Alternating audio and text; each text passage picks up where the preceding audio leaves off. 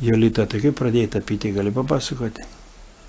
Nu, kaip pradėjau? Pradėjau vienu žodžiu kaip savo, nes man nepatinka tuščias sienas. O po to draugam šiaip tas toks, kaip pasakyti, įsisukimas.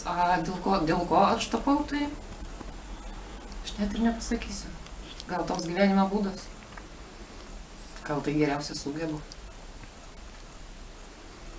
Nežinau, ir aš save paprasčiausiai realizuoju tame. Man nesvarbu, pavyzdžiui, ar ten žirgas, ar ten gėlė, ar peizažas tapyti.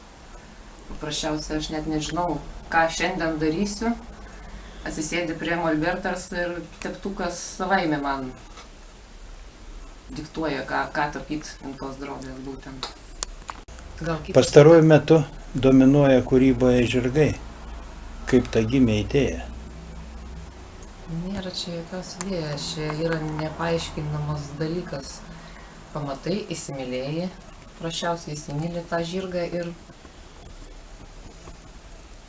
nemoku pasakyti. Paprasčiausiai jie mane užbūrė gal. Vienas bėgantis, kaip pasakyti, švelniai, lengvai, kitas agresyvus toks ir būtent tas judesys, man ne kiek žirgas, bet kiek žirga judesys. Kiek tame gyvūne yra tos elegancijas galbūt. Nežinau, mane paprasčiausiai užbūrė žirgai. Kažkaip tapyboje žirgai ir keramikoje žirgai. Kaip čia taip atsitiko? Kaip atsitiko, paprasčiausiai galbūt nebetelpu drobėje. Man reikia jau galbūt tos formos, paprasčiausiai apčiuopimą tokią. Nežinau, galbūt man maža drobės, kad aš galėčiau save išreikšti, būtent tas žirgas toks, apimties tos trūksta. Gal paveiksle, aš nežinau. Jolita Levčenkienė dar yra ir sertifikuota riešinių gamintoja. Jie tapo 2013 m.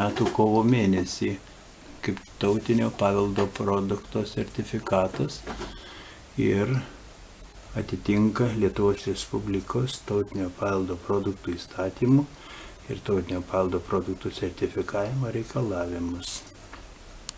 Kodėl riešinės? Ar tai yra nauja kryptis jūsų veikloje? Ne, aš nuo mažų dienų, galima sakyti, draugauju su virbalais ir kai pamačiau tas riešinės, aš jas pirmas įsigijau, man atrodo, Seibutienės riešinės. Bet kai aš pati mezgėjau ir ką su jom padariau, aš jas paprasčiausiai praradžiau ir pasižiūrėjau, kaip jos numėgstas. Pabandžiau ir prilipo. Pirkau knygą, aš net nežinojau, kaip daryti, ką perskaičiau, išnagrinėjau knygą ir pabandžiau ir vėlgi man prigijo. Nežinau. Man viskas vyksta ekspromtu, aš paprasčiausiai kažką paimu naują, jeigu limpa, tai limpa, jeigu nemetu. Aš labai daug ką išbandžius. Bet prilipa tik šios rytis. O čia kažkoks ypatingas paveikslas dar. Lyg ir sudėtinga technika naudota, keramika, paveikslas lyg ir. Šamotas čia. Šamotas. Kaip čia kilo idėja tokį padaryti? Reljefinis paveikslas, ar ką? Ja, reljefinis paveikslas. Idėjų aš turiu daug. Tik nežinau. O čia kažkas naujo, grynas molis, nulipdytas, tik džiūstantis. Ne, jisai prašiausia, visi tokie patys būna darbai. Jisai dabar tik nulipdytas džiūna. Po to į krosnį. Tada iš krosnės ištraukia, glazūruoja. Na ir vėl. Ištraukia ir tada nežinai, koks rezultatas bus, arba gražu, arba ne. Arba matysis, kaip tos akys mato kažką, tai mūsų kartu kalbančius, arba ne. Ką tu darai? Iškart. Iškart sėdi su teptuku ir matai, ką tu darai. Keramikai to nėra. Ir tas labai, labai man patinka, nes vienas dalykas jį padarai, jisai nulipdytas daiktas, jisai džiūna ir jisai džiūdamas formas jau keičia.